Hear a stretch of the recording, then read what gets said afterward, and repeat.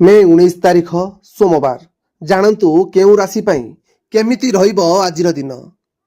मेष अर्थ संबंधी चिंता दूर हेब, अटकुथिबा टंका फेरी पाइबे। कर्म क्षेत्र रे अधिक परिश्रम रहिब।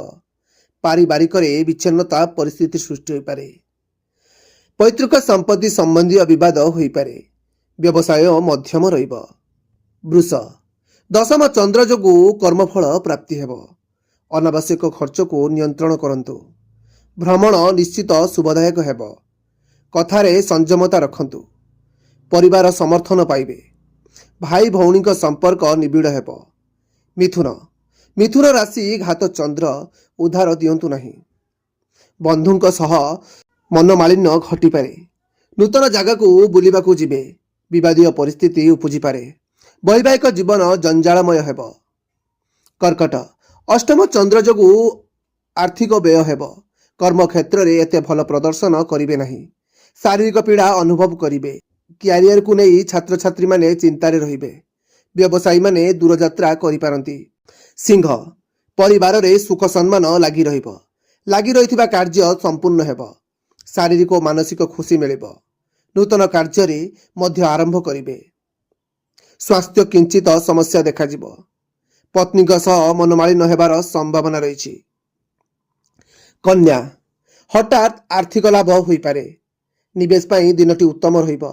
कौनसी पुराना समस्यार समाधान हेबो। व्यवसाय रे बड़ ऑफर मिल पारे। परिवार सहित सुख एवं शांति अनुभव करिवे। तुला कर्म रे आपन को मध्यम फल प्राप्ति जोग रही।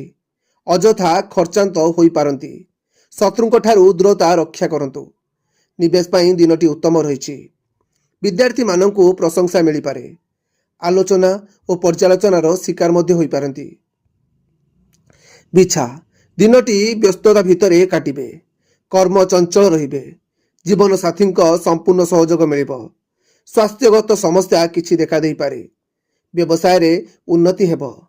विद्यार्थी माने संकोच रे रहिबे। धनु सर्व कार्य रे सिद्धि घटिबो। उच्च सम्मान प्राप्ति करिवे। दिनटी आपन को उत्तम फल प्रदान करिबो। धन धान्य रे वृद्धि घटी पारे। व्यवसायीक पई दिनटी विशेष शुभदायक रही। चाकरी खोजुथुबा व्यक्ति को नुआ स्थान प्राप्ति होई पारे। मकर दिनटी एते भल प्रदान करिबो नहीं। मन व्याकुलित रहिबो। संतानक समस्या को नहीं चिंतारे रहिबे। दूर स्थान को यात्रा करिवे। खर्च भार अधिक होई पारे। कार्य विलंब रे संपादित हेबो। कुंभ सर्व कार्य रे सिद्धि घटिबो। दिनटी उत्तम फल प्रदान करिबो। धन धान्य रे वृद्धि घटी पारे। व्यवसायीक पई दिनटी विशेष शुभदायक रही। चाकरी खोजुथुबा व्यक्ति को नुआ स्थान प्राप्ति होई पारे। मीन घात चंद्र जोगु हठात क्षति रे पड़ी पारंती। स्वास्थ्य प्रति जत्नमान हेबा दरकार। चाकरी क्षेत्र रे सामान्य आराम मिलिबो। मन को कष्ट देला भली किछि कटु कथा सुनी पारंती। जीवन साथी सह उत्तम समय अतिबाहित हेबो। जय श्री राम।